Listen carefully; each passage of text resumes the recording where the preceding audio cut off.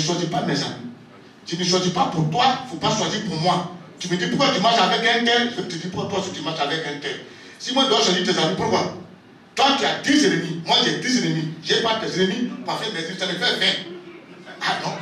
Moi je veux 20 ennemis, toi tu as toujours 10. Pourquoi? Chacun casse ses 10. C'est mieux. Des anecdotes mêlant humour et satire. C'est le ton choisi par l'ambassadeur de la paix de l'Organisation internationale de la francophonie, Kouya Nyepa, connu sous le nom de Guy de Fer. Il dénonce les récentes violences verbales et physiques entre acteurs politiques ivoiriens sur les réseaux sociaux. Guy de Fer invite les Ivoiriens à faire la promotion de la non-violence. En 2020, nous entamons carrément une année électorale. Donc il était temps, il était urgent que nous interpellions les uns et les autres à mettre un peu d'eau dans leur vin. Ce qu'on entend sur les réseaux sociaux et les médias, c'est effrayant. Nous sommes les enfants de cette Côte d'Ivoire-là.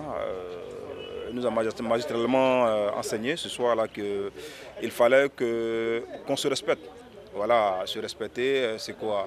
Il faut que les politiciens nous donnent, nous ici, la possibilité de pouvoir vivre.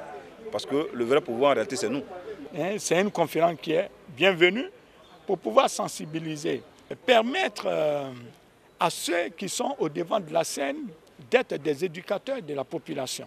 Quand on voit des acteurs politiques dire des choses qui ne font que envenimer l'atmosphère en Côte d'Ivoire, cela nous inquiète, surtout nous les chefs. Et j'ai bien retenu sa leçon. Alors nous allons essayer de contacter les uns et les autres pour leur demander de mettre bas la terre. Parce que notre souhait, c'est qu'il y ait la paix. La paix qui est un préalable à tout développement. Pour le conférencier, l'heure du changement a sonné. Vivre ensemble, c'est ce qu'il souhaite. Le minimum que nous avons aujourd'hui atteint sur le plan de développement, sur le plan aussi des relations internationales, sur le plan de l'image de la Côte d'Ivoire qui est bien vue en international, je pense qu'on doit préserver l'image là. Voilà. Ce qu'on doit retenir, c'est aimons la Côte d'Ivoire que des individus. On doit éviter que des hommes politiques nous manipulent. Car la Côte d'Ivoire est au-dessus de ces individus et que ce qui doit nous intéresser, c'est l'intérêt général des Ivoiriens et non pas l'intérêt des individus. C'est en 2017 que le metteur en scène, humoriste Guy de Fer, a été fait ambassadeur de la paix. Depuis lors, il parcourt villes et villages de Côte d'Ivoire pour faire la promotion de la paix.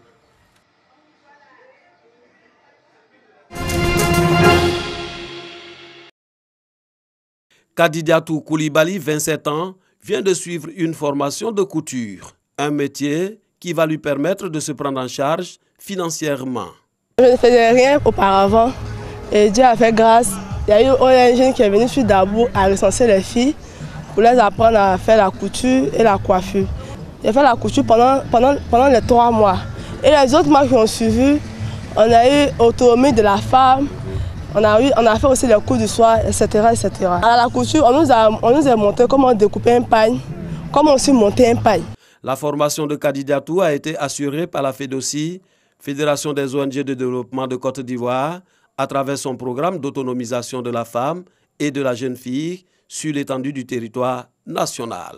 À Dabou, ce sont au total 52 femmes qui ont été formées au métier de la couture et de la coiffure. 6 mois de formation théorique et pratique, à l'issue de laquelle elles reçoivent des kits pour leur installation. Des kits composés de machines à coudre, de fer à repasser pour les couturières, des appareils de coiffure et produits d'entretien de cheveux pour les coiffeuses. Nous avons vu qu'elles ont envie d'apprendre des métiers parce qu'elles disaient nous avons envie d'apprendre à faire quelque chose de nos 10 doigts. Les femmes ont d'abord été formées à l'alphabétisation, ensuite nous leur avons appris la santé de la reproduction, nous leur avons appris les droits et ensuite nous avons fait l'initiation à l'économie. Et elles ont été formées de façon permanente sur la couture et la coiffure à leur choix. Donc aujourd'hui, nous avons décidé avec notre partenaire de donner à chaque femme un kit d'installation. Et nous avons espéré donc qu'en leur donnant une formation et en leur mettant à disposition du matériel pour s'installer, c'est vraiment un projet qui prend tout son sens. Le projet a fait $100 000.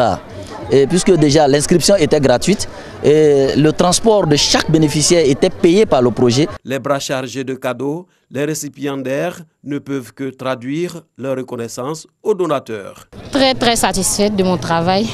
Ça a été difficile, mais bon. On dit qui cherche trouve, donc j'ai fini par trouver ce que je voulais.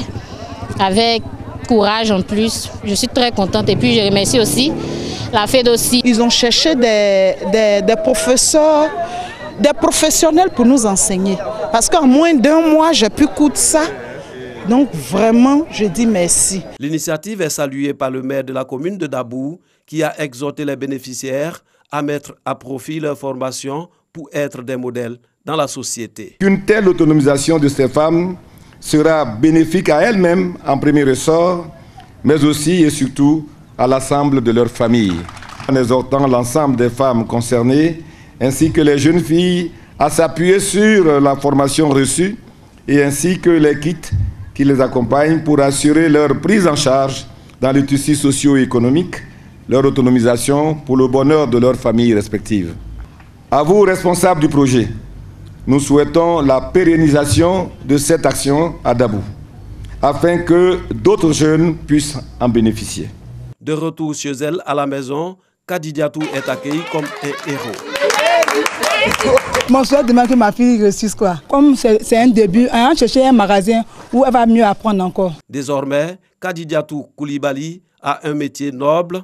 Elle devra s'installer à son propre compte pour son autonomisation.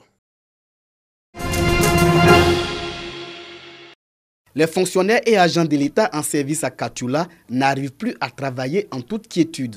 Leurs domiciles sont constamment attaqués et cambriolés pendant les heures de travail. Leur cible principale, ce sont les résidences des fonctionnaires et agents de l'État. Ils savent que ceux-là vivent généralement sans leur famille. Ils utilisent une hache et donc ils fracturent avec ça les portes.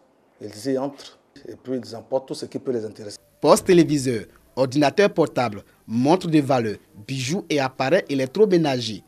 Tels sont les objets convoités par ce réseau de jeunes voleurs âgés de 18 à 21 ans. Bon, en se baladant, on regarde quand il n'y a personne d'un coup, c'est là on s'introduit dans cette maison et puis on vole là-bas. C'est cet objet-là qui est pris pour ouvrir la porte. Et c'est grâce à cet objet-là aussi qu'il a été reconnu. 2019, cette nouvelle forme de vol gagne du terrain dans cette localité.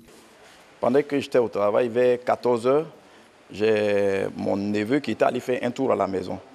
Il m'a appelé, il m'a dit que il est arrivé, il a constaté que la porte avait été entrouverte. J'ai constaté effectivement que ils se sont servis d'une lame de hache pour ouvrir la porte principale qui est une porte en fer et ils ont enlevé la télévision. Les butins de ces cambriolages et vols sont revendus à des receleurs qui les ventilent sur le marché. Je peux démonter à 10 000. Je pourrais vendre ça à quoi déjà les prix. Sinon les télévisions là, avec les ordinateurs là, il n'y a rien à voir dedans. C'est mon frère qui a payé. Grâce à la vigilance et au professionnalisme du commissaire Las Massilin et ses hommes, ce réseau de jeunes voleurs vient d'être démantelé. Il appelle alors la collaboration de la population. Toujours appeler la population à faire confiance à la police parce que sans elle, nous ne serons pas là. Et les inviter toujours à la collaboration avec la police. Ces 3 voleurs et leurs 6 receleurs seront conduits devant les tribunaux pour répondre de leurs actes. Plus de 72 millions d'électeurs nigériens élisent aujourd'hui leur président pour le premier tour dans près de 120 000 bureaux de vote. Les électeurs devront choisir parmi un nombre record de 73 candidats en lice pour prendre la tête de la première économie d'Afrique et premier exportateur de pétrole du continent. Tous les regards sont en réalité tournés vers le président Muhammadu Buhari du Congrès des progressistes en lice pour un second mandat et son principal rival du Parti populaire démocratique Atiku Abubakar. C'est un défi logistique et sécuritaire colossal d'organiser un tel scrutin si l'on prend en considération le manque d'infrastructures, d'électricité ou la météo, a expliqué Mahmoud Yakoubou pour justifier sa décision de reporter le scrutin. L'inspecteur général de la police, Mohamed Adamou, a affirmé qu'une sécurité maximum avant pendant et après le vote étaient garantis pour les électeurs, les observateurs, le personnel de l'INEC, mais aussi pour le matériel électoral. Le vainqueur devra réparer une économie cassée qui ne parvient toujours pas à se relever de la récession de 2016-2017. Pour être élu dès le premier tour, le vainqueur devra obtenir, outre la majorité des suffrages exprimés, au moins 25% des voix dans les 2/3 des 36 États de la Fédération, auxquels s'ajoute le territoire de la capitale fédérale, Abuja. Sinon, un second tour aura lieu dans une semaine. Aucune date n'a été donnée pour les résultats, mais ils sont annoncés en général dans les 48 heures qui suivent le scrutin.